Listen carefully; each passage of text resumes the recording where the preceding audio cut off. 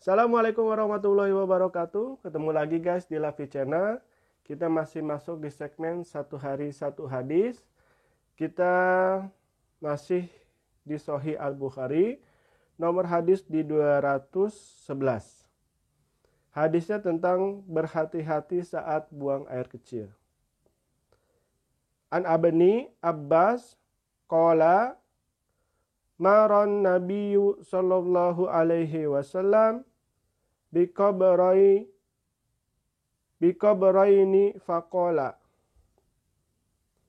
innahuma la yu'azzaban wa ma yu'azzaban fi kabir amma ahaduhuma fakana la yastatiru min al-baw wa amma la kharu fakana yamshi bin namimah summa akhoza zariyadah rotbah fashaqqaha nispain fagoroza fi kulli qabrin wahidah qalu ya Rasulullah lima fa'alta haza qala la'allahu yukhaffifu anhuma ma lam yaibasa. Dari Ibnu Abbas, dia berkata, Nabi Shallallahu Alaihi Wasallam melewati dua kuburan. Lalu beliau bersabda, sesungguhnya keduanya sedang disiksa. Dan keduanya disiksa bukan karena hal yang besar.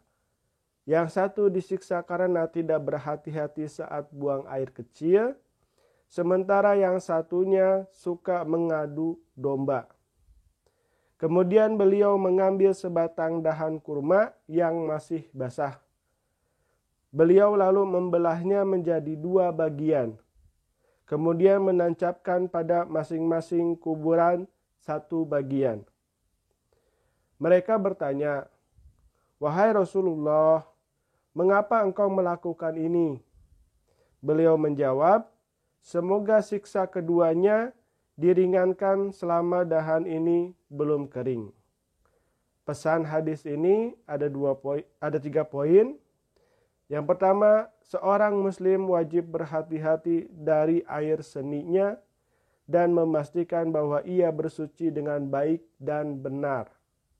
Karena kesucian dari najis merupakan salah satu syarat yang harus dipenuhi demi diterimanya ibadah sholat kita.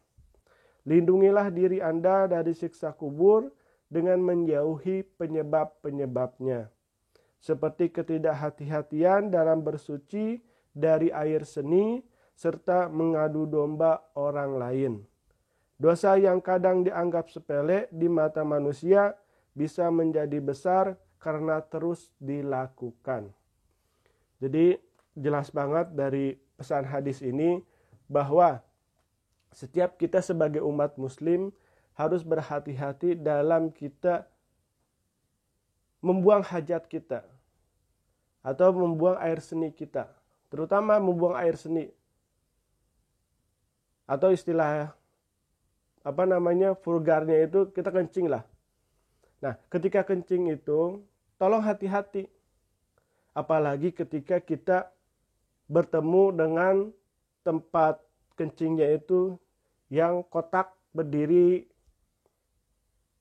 Ada juga yang jongkok tapi model duduk. Gitu. Jadi bingung mengeluarinya gimana. Sedangkan kita disunahkannya untuk membuang air seni itu disunahkan untuk duduk atau jongkok. Bukan duduk, tapi jongkok. Nah, sedangkan ketika kita di tempat kita berkunjung atau kita tempat untuk membuang air seni kita, tempatnya tidak mendukung untuk menduduk. Nah, itu hati-hati banget. Gitu. Jadi jangan sampai tetesan-tetesan air seni itu mengena kepada celana kita.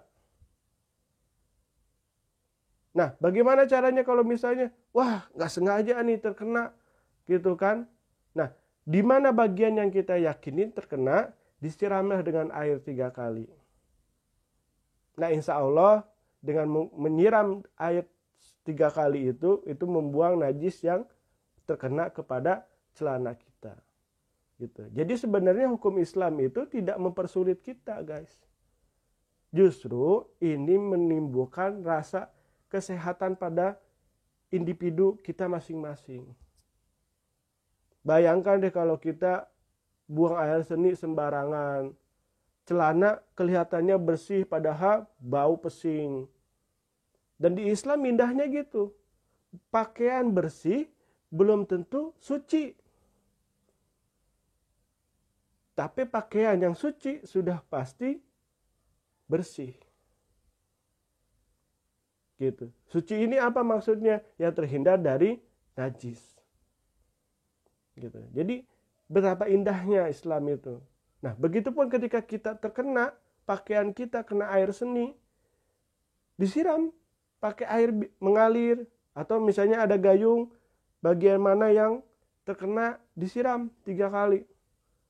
Nah, itu bisa menghilangkan najis yang ada pada celana kita. Jangan sampai kita cuek.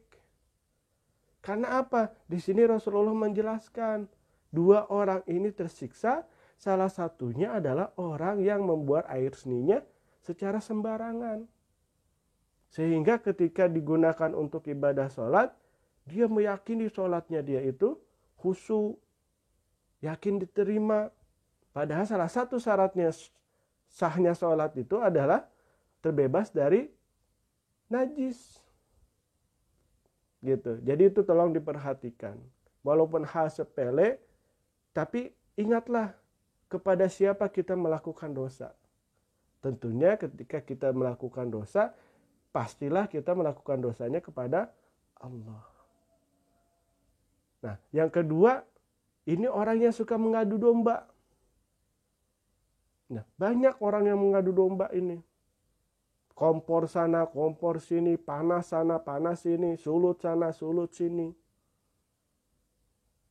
Sehingga menimbulkan perpecahan di antara kita. Sesama muslim saling gontok-gontokan karena masalah kunut dan tidak kunut.